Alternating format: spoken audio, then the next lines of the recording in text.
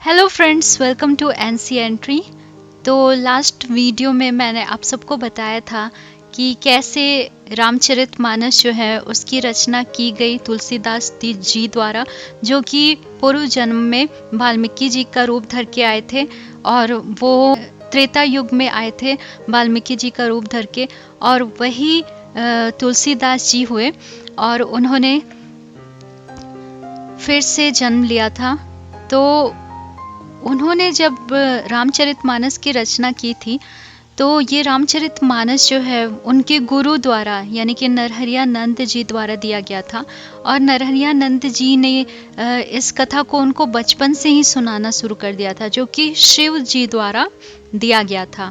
तो भगवान शिव ने कहा था कि कुछ चेंजेस तुम्हें करने हैं रामचरितमानस, क्योंकि रामायण जो था वो त्रेता युग की बात थी और त्रेता युग में बहुत कॉमन था भगवान का जन्म लेना या फिर भगवान से मिलना, और बहुत सारी चमत्कारी चीज़ें उस जमाने में उस युग में बहुत कॉमन थी, जो कि कलयुग में कॉमन नहीं थी।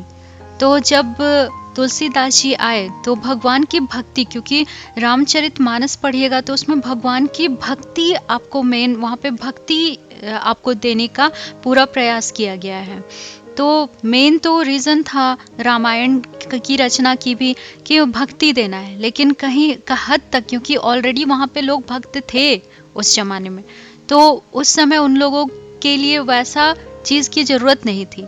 लेकिन जब कलयुग आया तो कलयुग में लोगों को भगवान की भक्ति की बहुत आवश्यकता थी। कहा भी जाता है कि जैसे सतयुग में था, लोग बहुत लंबा लंबा हजारों साल तक का तपस्या करते थे और तपस्या करने के बाद उनको भगवान की प्राप्ति होती थी, भगवत प्राप्ति होती थी।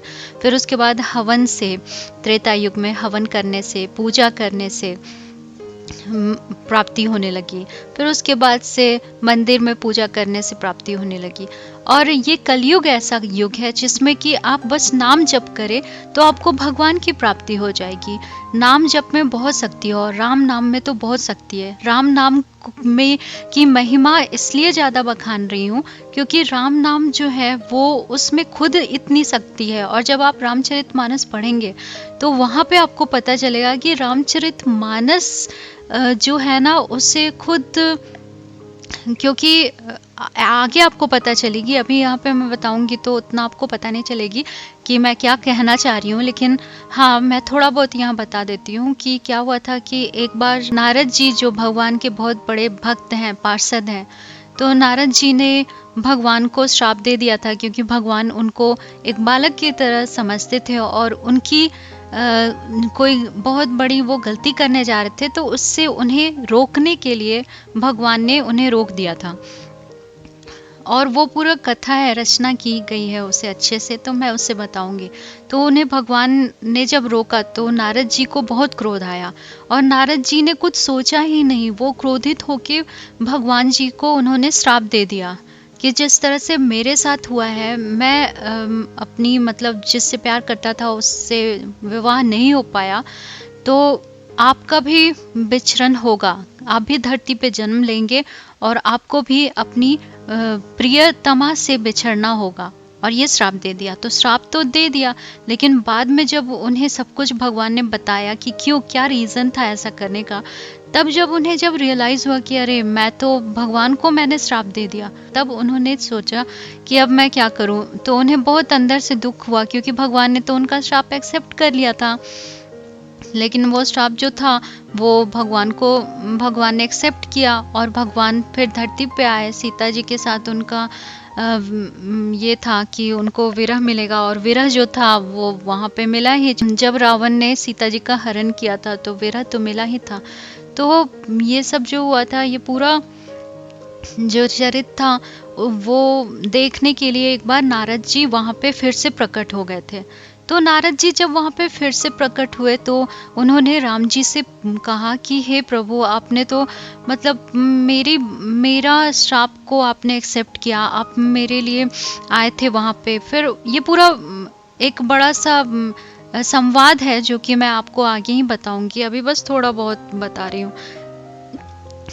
तो फिर संवाद हुआ, उसमें भगवान जी ने बताया कि क्यों भगवान जी ने ऐसा किया, पूरा एक्सप्लेन किया अच्छे से। उसके बाद से नारद जी को अपनी गलती का पहले से ही पता था, लेकिन उन्होंने भगवान से कहा कि हे भगवान, मैं आपसे कुछ मांगना चाहता हूँ, क्या आप दीजिएगा? तो राम अवतार में रूप में भगवान ने कहा कि हाँ, पूछो क्या मांगना चाहते हैं आप।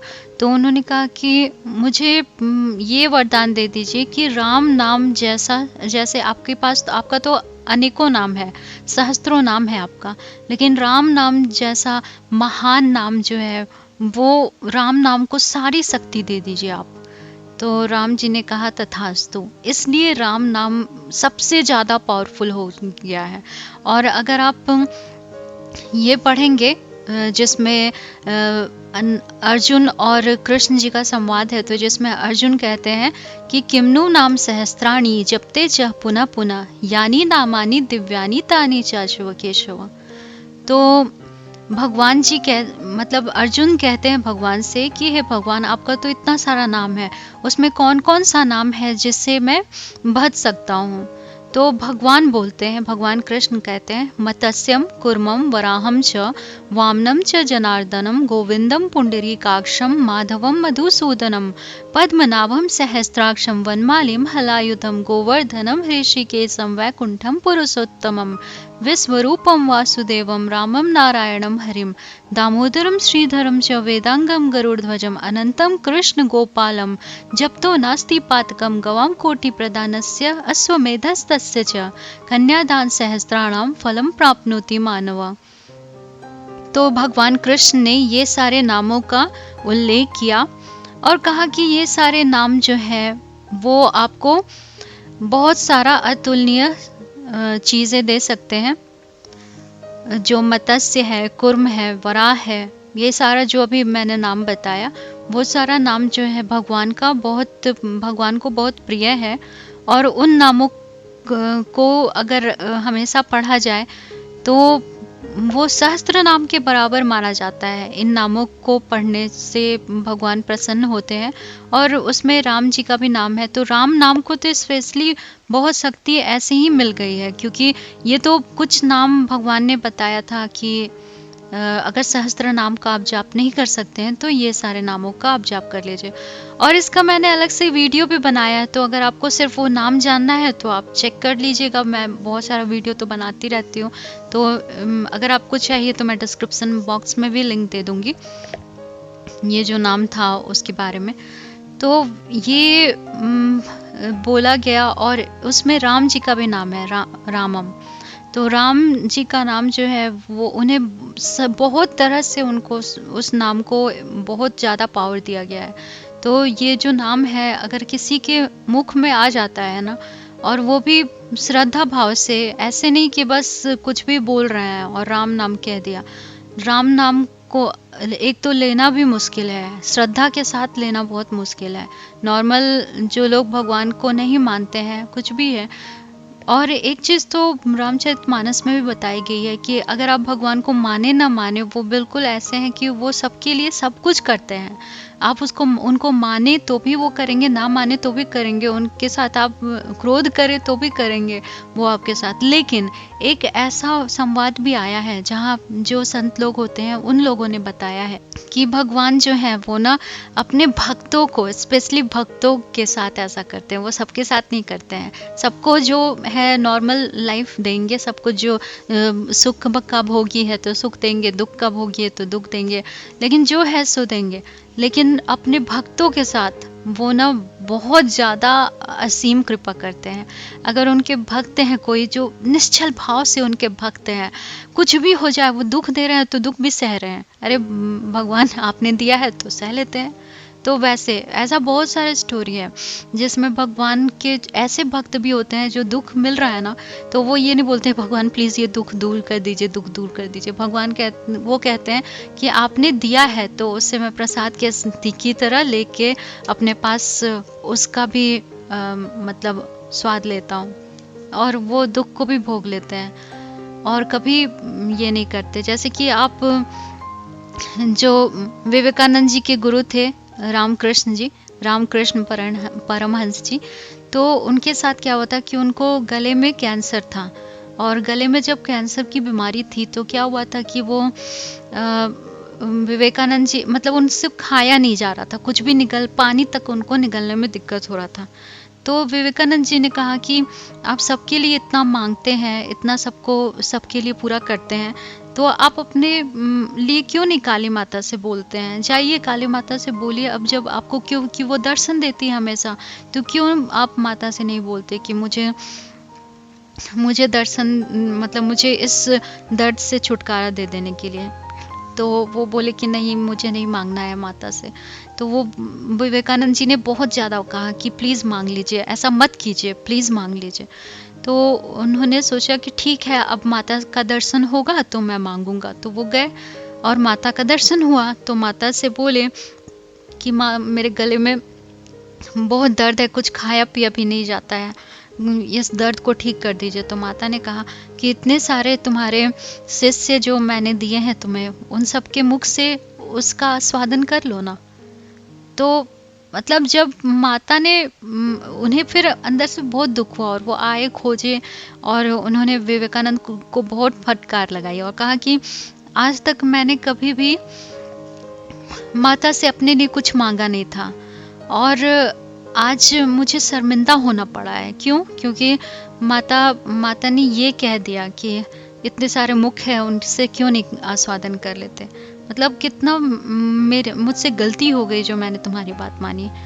और सोचिए मतलब कितना असीम भक्ति था उनके अंदर, और माता ने भी क्यों उनको नहीं ठीक किया होगा। उसका भी रीज़न होता है। उनको जो दूसरा जन्म मिलता और दूसरे जन्म में मिल के वो भोग करके वो जाते, इससे अच्छा उसी जन्म में भगवान ने उनका सहारा, क्योंकि माता को उनको अपने पास बुलाना था, तो इसलिए वो सारा दुख कहीं किसी जन्म का होगा तो वो रह गया होगा। तो जो भक्त होते हैं ना दोस्तों, वो अपनी पीड़ा जो है ना वो सह लेते हैं। वो पीड़ा के लिए मतलब हमेशा कंप्लेन नहीं करते रहते हैं कि मुझे ही क्यों मिला, मुझे ही क्यों मिला। बहुत सारे ऐसे लोग हैं जिनके साथ कुछ भी हो जाता है तो वो बोलते हैं कि अब मैं भगवान को नहीं मानूंगा क्योंकि मेरे साथ ये हो गया वो गया। मैं भगवान को नहीं मानता क्यों, भगवान होते ही नहीं है, क्योंकि अगर वो होते तो मेरा ये प्रॉब्लम हटा दे। अरे तुम्हारे प्रॉब्लम को हटाने के लिए भगवान है क्या? सिर्फ प्रॉब्लम को हटाने के लिए? ऐसे तो कभी आप लोग याद नहीं करेंगे और सिर्फ जब प्रॉब्लम आएगा तो बोलेंगे कि प्रॉब्लम को हटा दो। अरे भगवान के पास बहुत बड़े बड़े कर्तव्य हैं, लेकिन हाँ, उनकी भक्ति जो करता है ना, उनके लिए तो वो कुछ भी कर सकते हैं। उनकी भक्ति जो करते हैं और सच्चे सात्विक भक्त हैं, उनके लिए तो वो सही में कुछ भी कर सकते हैं। लेकिन अगर नहीं कर रहे हैं तो इसका मतलब ये नहीं है कि वो आप भक्त नहीं है या फिर आपकी भक्ति में कमी है। वो आपके लिए कुछ अच्छा सोचे हैं तो ही वो नहीं कर रहे हैं, और उसमें भी वो रीज़न आपको अभी पता चले कभी पता चले, भगवान बता ही देंगे। तो इसलिए दोस्तों, ये जो राम नाम जो है वो मैं बता रही थी कि राम नाम आप जपिए, निरंतर जपिए, जितना हो सकता है उतना जपिए, क्योंकि भगवान राम जो है ना वो हर एक पीड़ा से उबारते हैं। और आपके जीवन में अगर ज़्यादा से ज़्यादा पीड़ा हो रही है और वो आपको भक्ति की तरफ लेके जा रही है, तो उससे बड़ी पीड़ा मतलब क्या हो सकती। पीड़ा भी आपके लिए एक तरह से गिफ्ट ही हुआ, क्योंकि उसके थ्रू आप भगवान तक पहुँचे। तो जो भी हो, जैसा भी हो, मन को निश्चल रखिए, क्योंकि भगवान राम, अगर राम कथा मैं जो स्टार्ट कर रही हूँ उसमें लास्ट वीडियो में मैंने ये भी कह दिया था कि जो त्रुटि रह गई थी रामायण में, तो रामायण में त्रुटि नहीं, मतलब जो छूट गया था भक्ति, जो मैंने बताया कि पहले के लोग भक्त थे ऑलरेडी, उनको भक्ति सिखाने की ज़रूरत नहीं थी, लेकिन अभी के लोगों को भक्ति सिखाने की ज़रूरत है। और उस समय संस्कृत के ज्ञाता लोग हुआ करते थे, इस ज़माने में संस्कृत नहीं लोग जानते थे, इसलिए अवधी लैंग्वेज जो कि बिल्कुल कॉमन था उस समय, तो उन्होंने उसमें रचना की और उसको हिंदी में भी रूपांतरण किया गया है। तो ये सारा कुछ हुआ। और जो रामचरितमानस है उसको रचने के लिए तुलसीदास जी ने भी बहुत अपने जीवन में जो भी सुख दुख झेला, वो मैं आपको अगले वीडियो में बताऊंगी, क्योंकि ये वीडियो काफ़ी लंबा हो चुका है। तो मैं अगले वीडियो में आपको रामचरितमानस के रचयिता तुलसीदास जी के बारे में बताऊंगी। तो मिलते हैं अगले वीडियो में दोस्तों। चैनल को जरूर सब्सक्राइब कीजिए। राधे राधे, जय Shri Krishna. Thank you friends.